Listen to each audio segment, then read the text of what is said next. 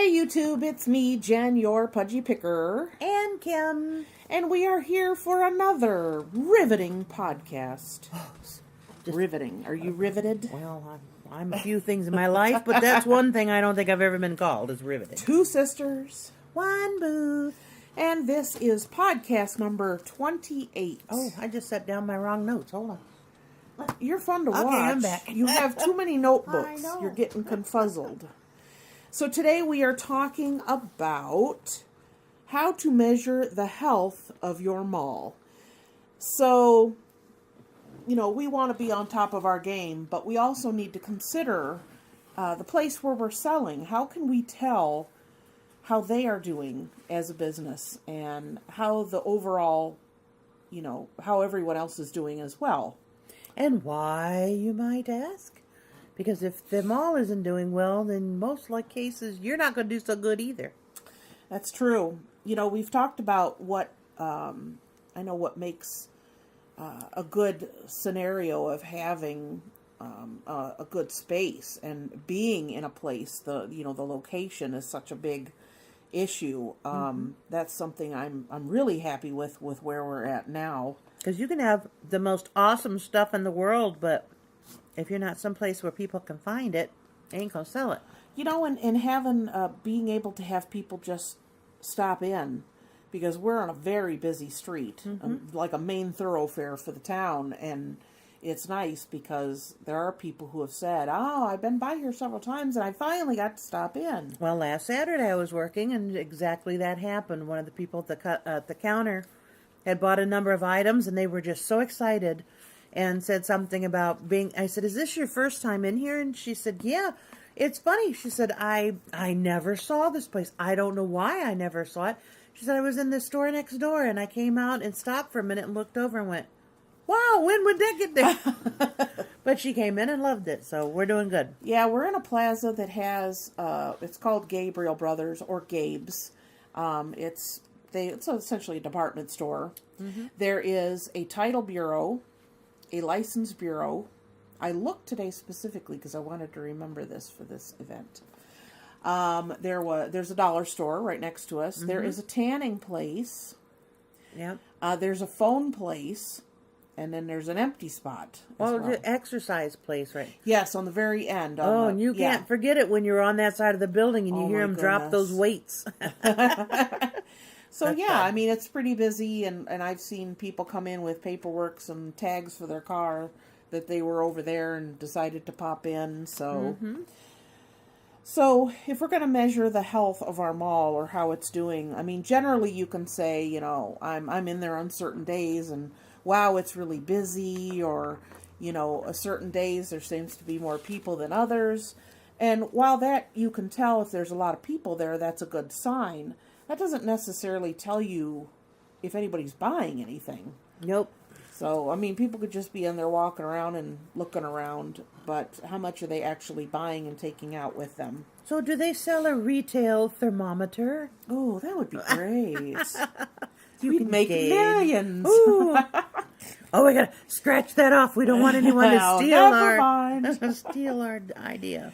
So, general traffic or busyness of the store is one thing. You can also look to your personal sales, how you are doing. We get, I'm sure you get for your mall a readout of what you've sold, how much you sold it for, whatever commissions were taken off, etc. You're able to look over that and see how you're doing. What else was I going to say? Oh, also, I know there's some malls where you can actually go to a website and look at your sales whenever you want. Ours doesn't do that. We are sent a readout of our sales for the current check up until the day that they send it. We get it on Friday evenings and Sunday evenings. Now, we're open Wednesday through Sunday, so it would be Wednesday, Thursday, Friday, you get a report. Saturday, Sunday, you get a report. So you get essentially 4 reports sent to you for a 2-week period, that would be one particular check.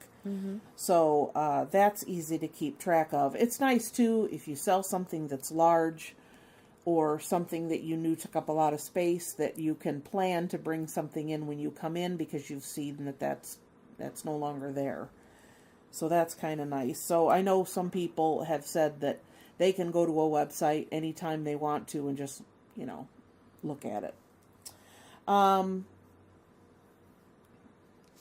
guess something else that our mall does is 2 times a year they do like a top 10 list.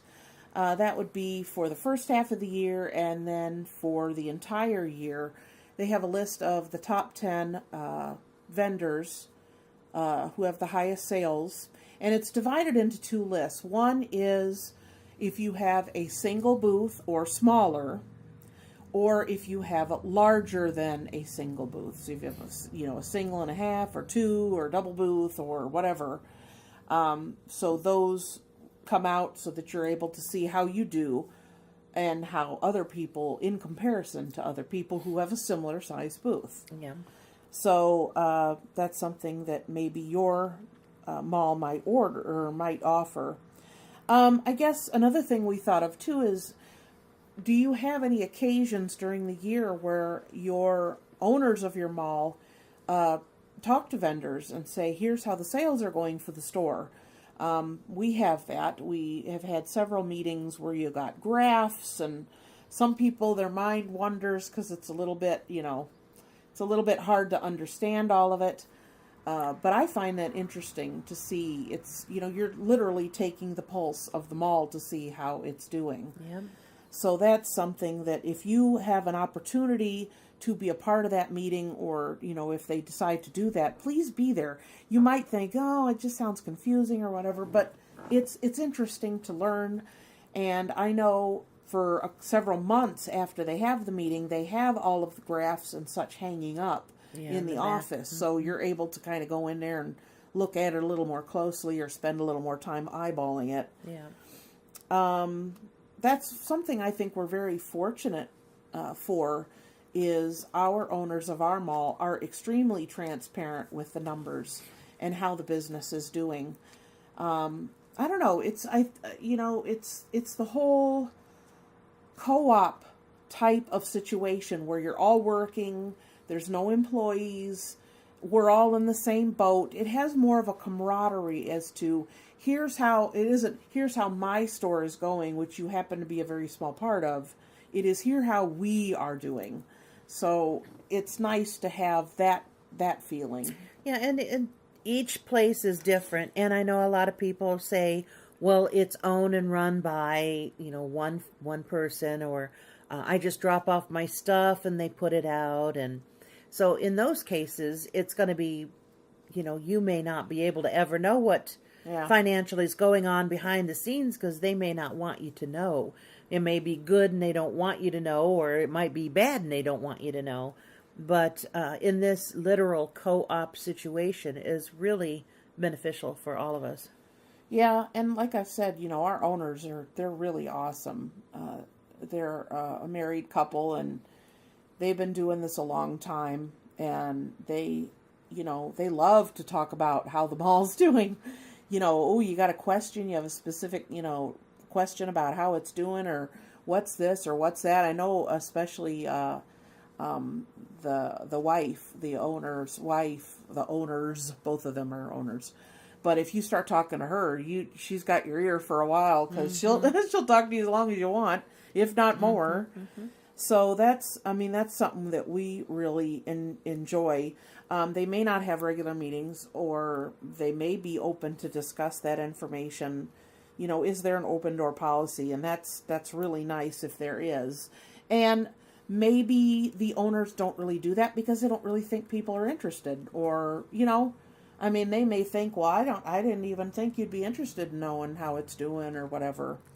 I think something that helps them to keep track of how we're doing is that whatever system they use for the registers also keeps track, even day to day, hour by hour, how the sales are going through. So we could even say to them, what's the busiest day of the week? What's the day that has the most sales?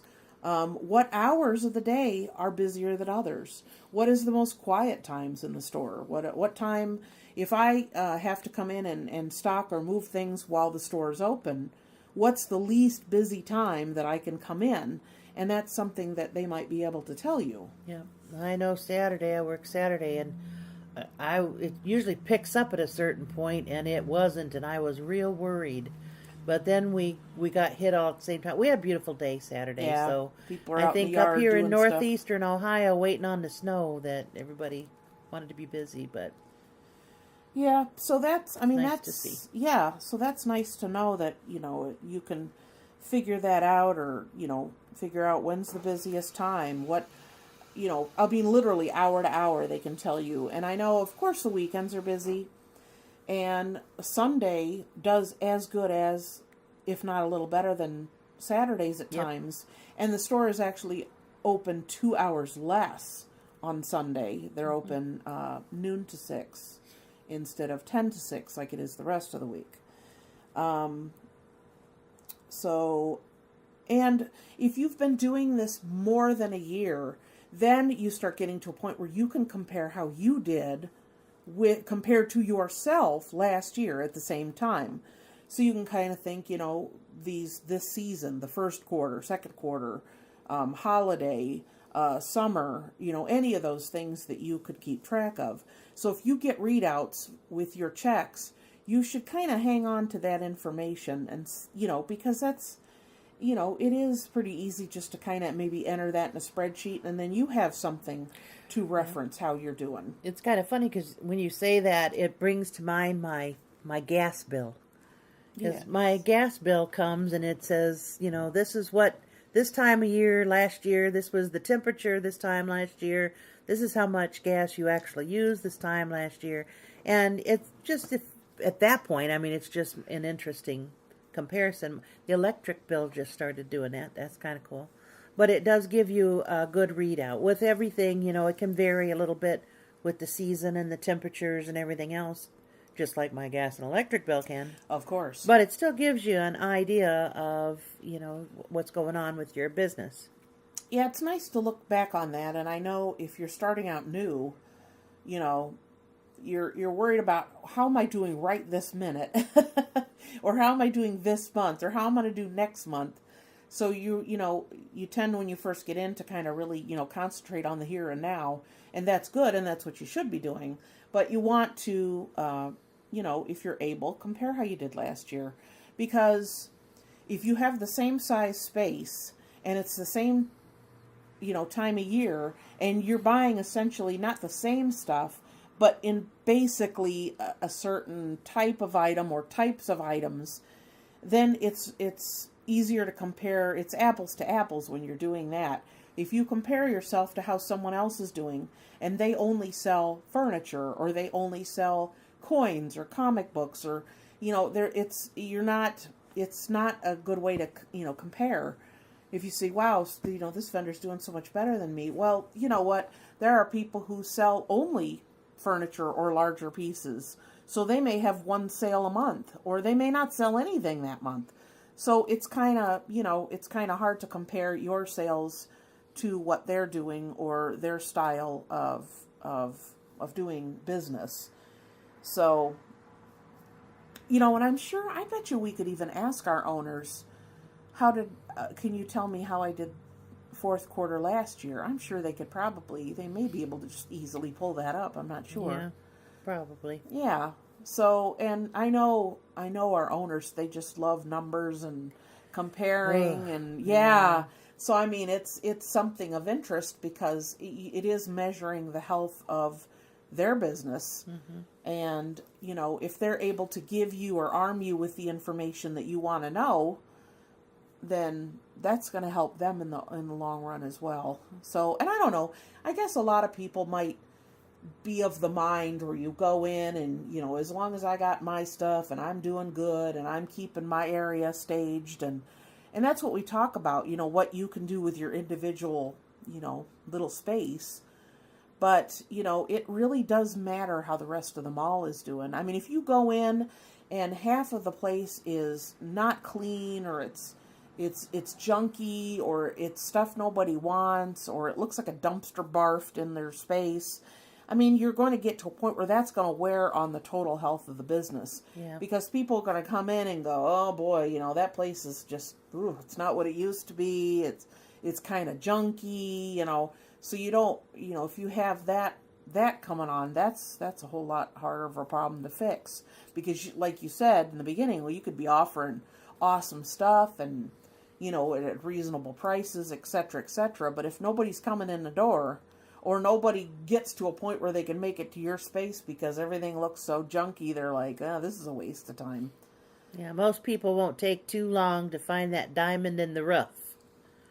And if it's too messy or cluttered or whatever, they get not even halfway through and they're like, I'm done. And some people, it depends. I know when I go to a store, there are times I'm in the mood to dig, and there's other times I don't want to touch stuff. I just want to stand there and look. That's it. I'm not a digger. Garage sales either. Yeah. I'm not a digger. I won't go. If you don't have it, enough for me to see visually what you got, there's a small amount, yes, but I won't go dig through boxes. It's not my style. Yeah. No patience You for don't that. know what you're getting into No, either. no, And if a no, box no. is on the floor, then you're going to have to bend over and dig, and that's I don't do that well either anymore. It's like, forget Especially this. today. Bending and me today aren't good, no. So, yeah, I mean, that's, if you're one of the people that are interested, in how, if you put your stuff in and it's selling and you're happy with what you're making, then, and you'd feel like you don't really care how the business is doing, or you don't feel it's necessary for you to know, you think, well, all I know is I'm doing well and I continue to do well, or I'm happy with how it's going. But, certain things can be helpful, especially if your mall doesn't offer restocking day. And I know a lot of places don't. They don't have a day where they say, hey, come on in. It's, there's no customers. The store's not open. You don't want to go in when it's the busiest time to restock or to make a major change in your booth, when that's time to make money. If at all possible, what day of the week and what time is the best to come in here when there's the least amount of people in sales. You don't want to be in there, having everything torn up and it's a busy buying day. You're going to be missing out on sales. Yeah. So, that's, even for that sake, it would be interesting to know. Yeah. Well, I'm kind of thinking, what's the purpose behind this conversation? And the purpose, I think, behind this question or this conversation is people view this different ways. Like you were saying, some people are like, it's just a way of outlet. I can get rid of this stuff. I'm able to pay my rent. I'm making a few cents over. I'm great. I'm good. Having fun. It's a hobby. It's a social good. thing. It's something to do. But it's like all things, sometimes there's going to come a point somewhere along the line where you're going to have to evaluate. Maybe I'm not doing so good. Is it time for me just to pull the plug and donate the rest of my junk? Or, is this something I'm beginning to rely on for the money?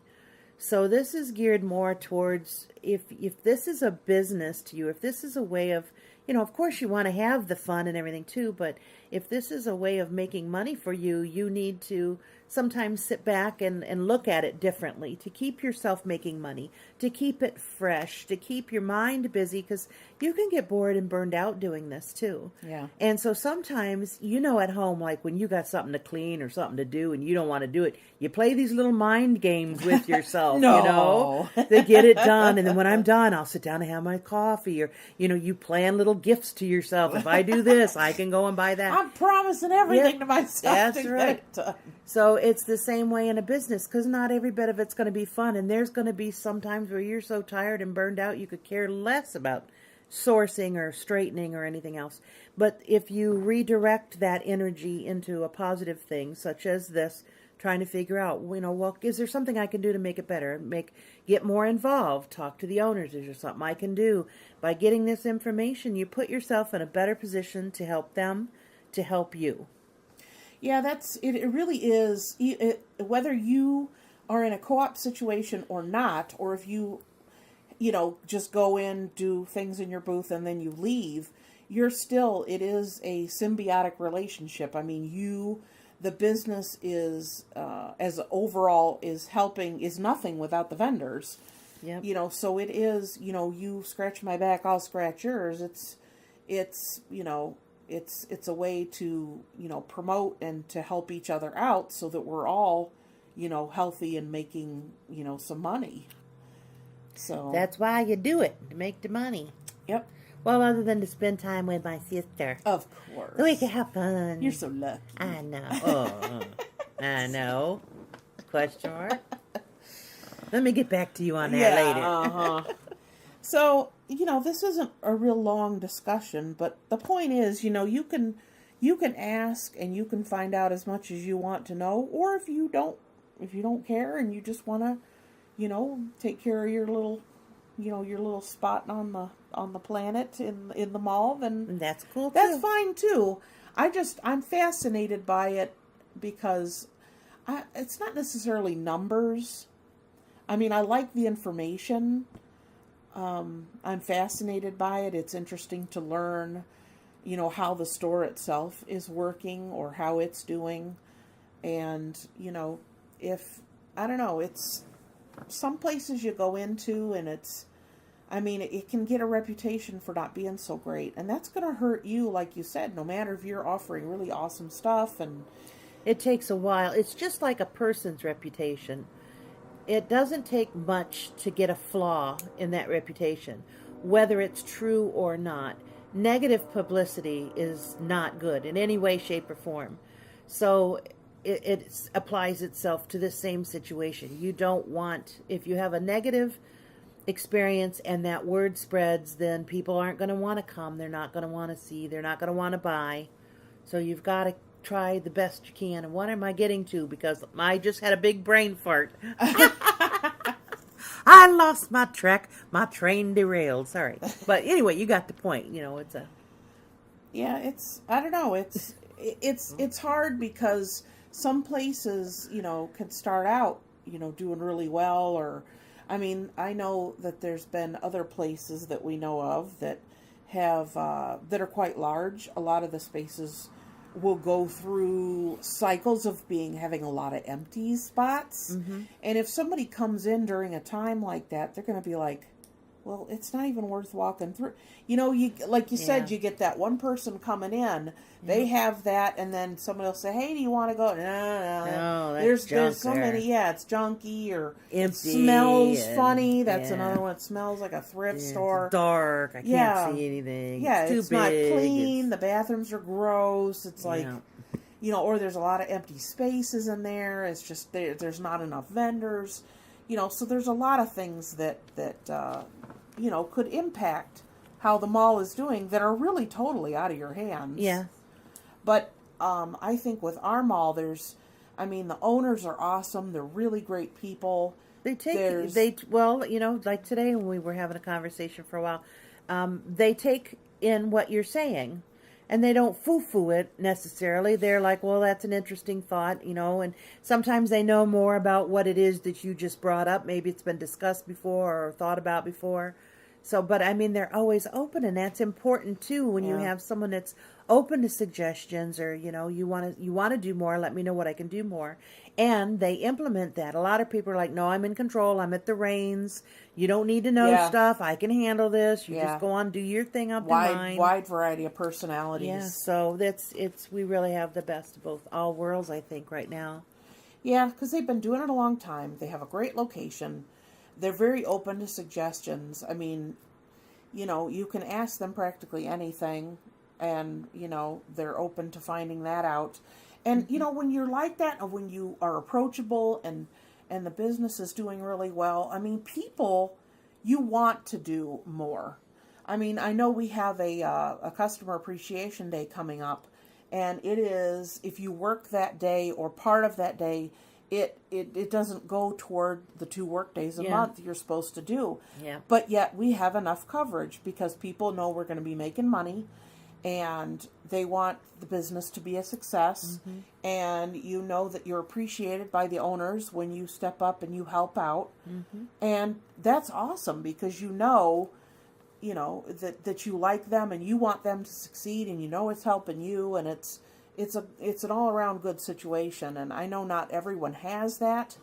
Like you said, you know, some owners are like, you stay in your lane, you take care of your little spot in the mall. Don't worry about this. Don't think about what else is going on. I got it. I'm doing it.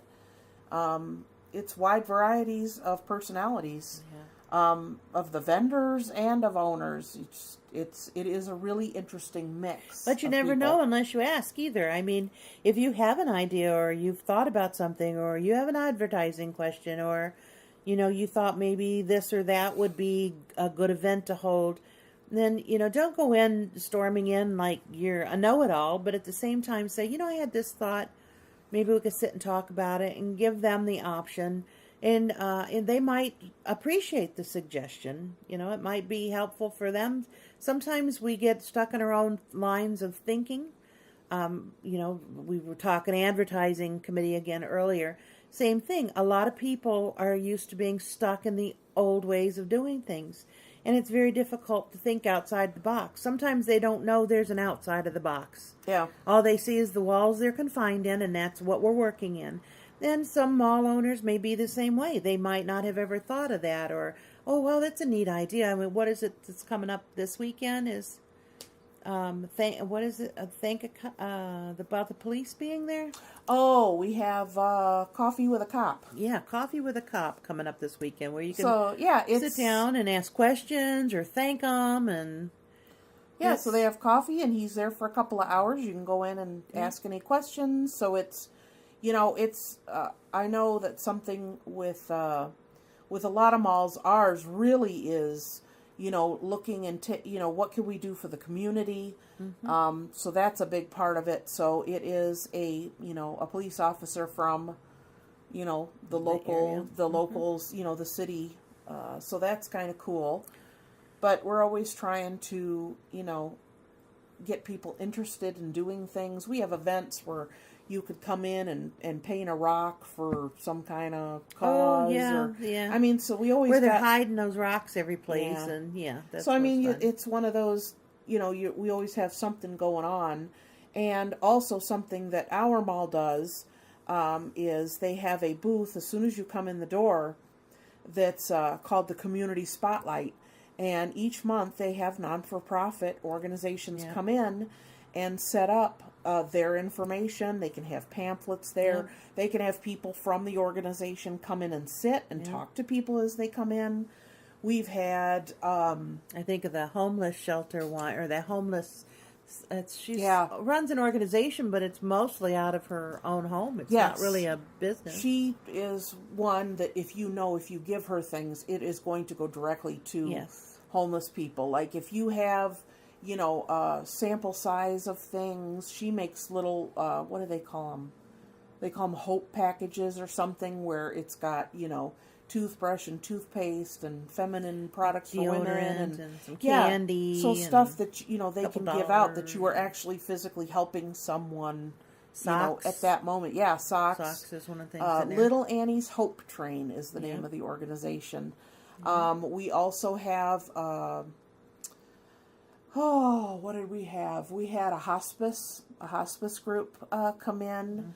Mm-hmm. This month there's a, what is it, like, train, what is it? Oh, yeah, it's the, It's like a historical train society kind of local thing for preservation. Yeah, they have a depot that they're working on right now to finish preserving, and and then even the local bus service, they had them come in with their schedules and answering any questions. And so I mean it's all stuff that is helping the community, and instead of renting that space out for a vendor, they use that to highlight different things in the area. There's the one group that makes specialized clothing for people with disabilities and children with, like autism and that have a hard time with fasteners, and that's a local group that makes special clothing for them. So they were spotlighted there once. Yeah, we've had the Alzheimer's Association. Yeah.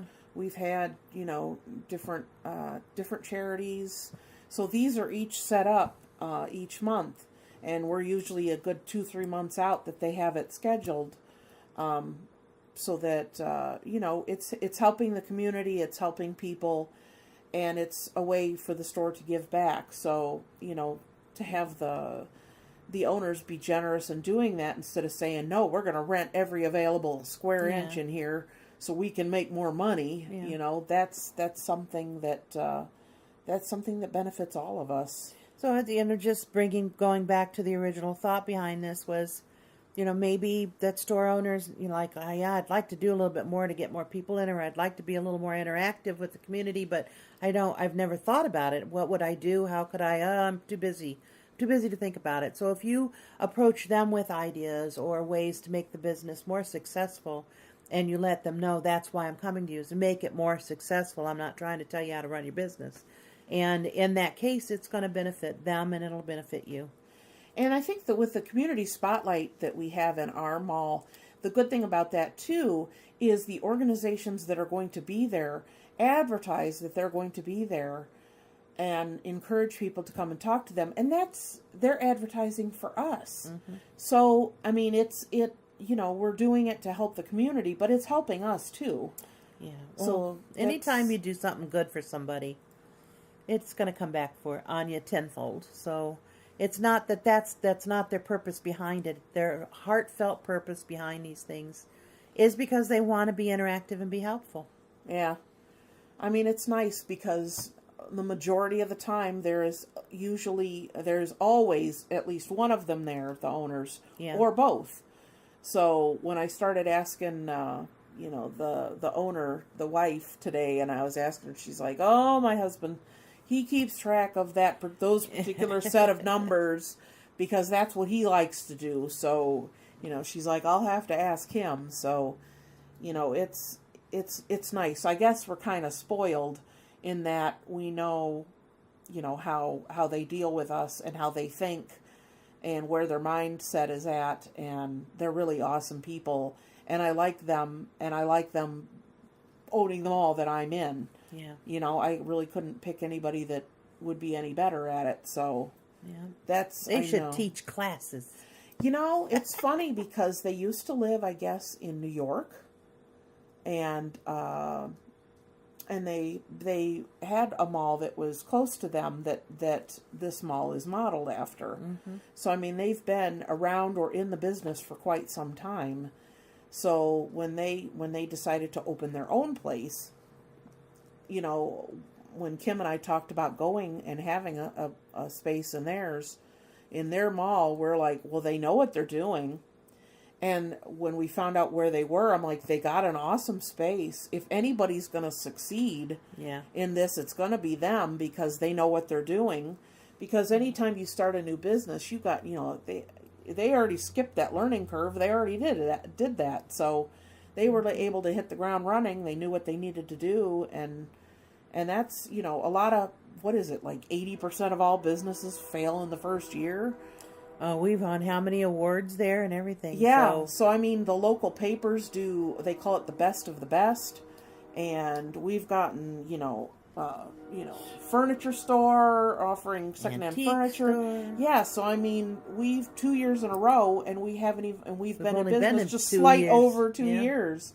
So, that's a really good thing. So well, when you want to let's put it this way. If you want to advertise and you find out you don't have enough money to advertise on TV, but eventually the TV contacts you and says they want to come out and do a story because they've heard so much about you and it's free. Yeah. That's telling you something. That happened That to literally us. happens. So, yeah. I mean, it's funny because, when you're first trying, like you're saying, trying to get the word out and, hey, here we are, look at us, we're going to do this and that. And people are like, yeah, whatever. And literally to be contacted and to say, in fact, it's funny because one of the producers from that show that we were on, it was a daytime show, a local one, had come in and said, we need to do a story about these people. Yeah, she had been in a number of times and finally said, you got to go. Yeah, so, I mean, but if you were another business and you approached them for a nice, a nice tidy sum, they would love to come out and see your place. So that's awesome when you start getting that attention. So, yeah, so we can't praise them enough. But anyway. Yes. Yes. Yeah, we hope that you find a place that's as well taken care of and managed as we've been blessed with. We're spoiled. I know. But I think they're pretty spoiled to have us too. Because there's some people there that have some real talent. And it's awesome to see, how people are able to rework and make things. It's just, the amount of talent that's there. It's the one front corner booth we walked past today. You just stand there and go, Yep. I just love this about that, and I love that about this, and awesome. Yep. So, you have anything else to add? No, I'm done adding. I'm done? not good at math today. I don't think I'm good at math most days. So we hope you enjoyed our podcast this week. Please give this video podcast a thumbs up. Leave a comment down below. Or if you'd like, you could email a question to me, jen@pudgypicker.com. You can follow me on Twitter and also Instagram under The Pudgy Picker. Hit the like button. Subscribe if you haven't already. If you're new, welcome. If you've been here a while, I'm not going to say if you're old. If you've been here a while, welcome back. We appreciate you sticking around. So until next week, we'll sign off. We'll see you then with another interesting podcast, I'm sure. Okay. And we'll see you then. Bye. Bye.